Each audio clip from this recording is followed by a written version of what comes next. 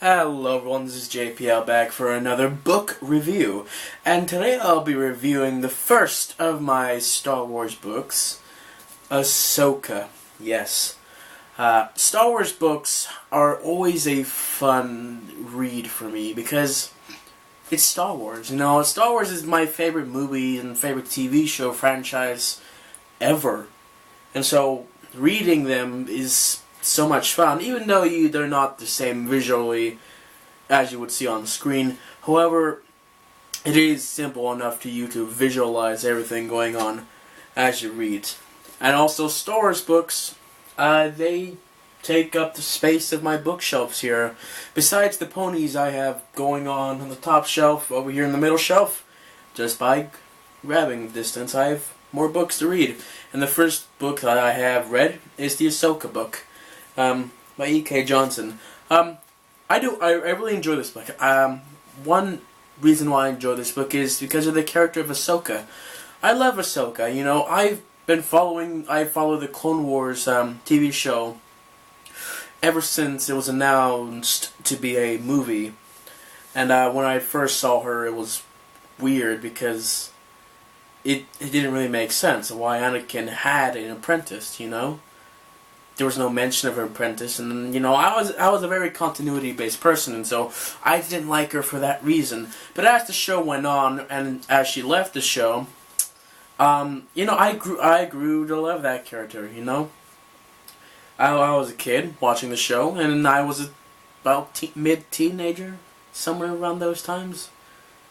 Yeah, when she left, and so, you know, that was sad, but she came back on Rebels, which was a very exciting thing because Rebels at the time of its first season, was doing very good, and having a character from the Clone Wars brought back was a very exciting thing because Ahsoka, you don't know much about her, and I just wanted to know what happened to her. But I'm glad we got her back, and I'm glad that we get to know more about the character here. So in the book, we go over, well, Ahsoka, like a year after the events of Revenge of the Sith.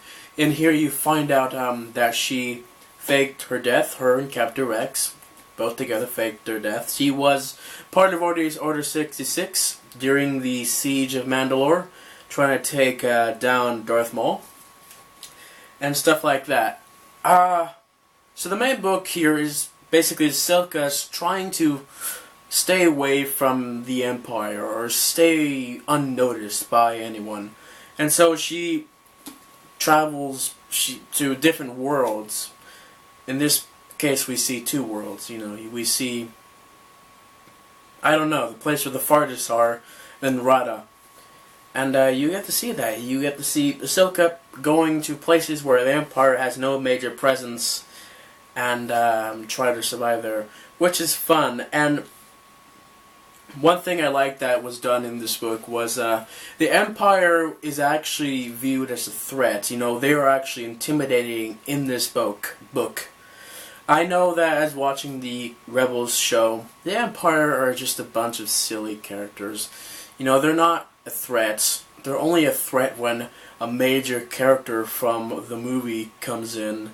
And that's when you, like, fear for our characters. And besides that, no, they're going to win. But here, I really enjoyed how they were threatened. Like, in the first chapter that they were presented in, when the Empire comes in, they shoot a drunk man to put on a display for the rest of the people. So, stuff like that, I wish we could see more on Rebels, you know? It's like, it's a minor discretion. It's a minor law-breaking, a drunk man harassing officers, but they kill him in front of the people and say, this is a reminder to you all, do not do this. And I really like that. I really enjoyed that moment. One thing about this book that was kind of interesting is that I'm pretty sure that this book has one of the debuts of a gay character, Kaida Lart. And the reason why I say that is, I think that she had a crush on Ahsoka. And I don't really know.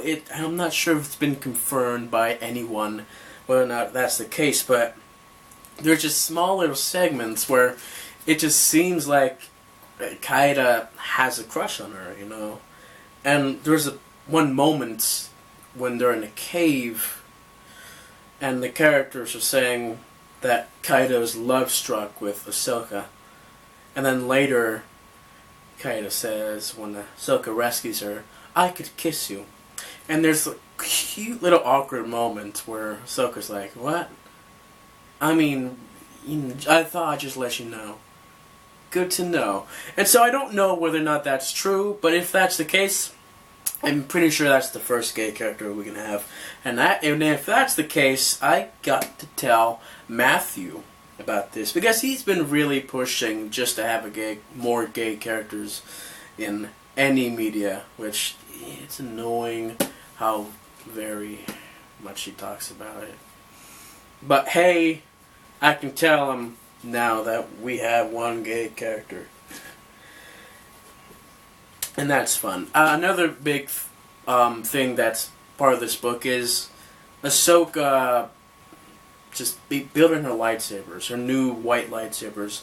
And as soon as, she started collecting scrap metal and she's like trying to figure out why she's keeping them, because there's a familiarity to it, I just immediately thought, oh, her lightsabers.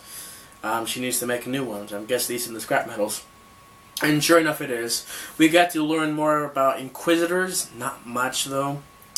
We got the Six Brothers, what we get to see. And yeah, doesn't really do much. He's kind of weak as a character. He dies by Ahsoka. Their battle doesn't last long. And so yeah, he wasn't very intimidating. So there we go. We get to learn how kyber crystals work, kind of. You gotta get to learn how red lightsaber crystals come from. It's called a bleeding effect, which I'm still prone to think of the legends, but the bleeding effect is a growing thing that grows on me because it sounds like so cool. You're just bleeding red into the crystal, just forcing your will in someone else's crystal, which is kind of cool if you think about the meaning behind everything. Another thing we get to learn is how Ahsoka joined the rebellion, so she and Bail, they meet. That's how that works. And so yeah, I would highly recommend this book. It's a really easy read.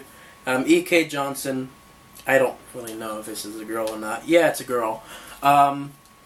Very nice. She made it so that it's easy for teenagers to read.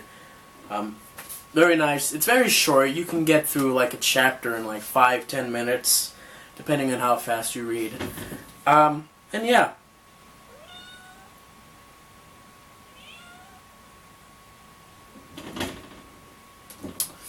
There's a cat wanting to come in. What do you want?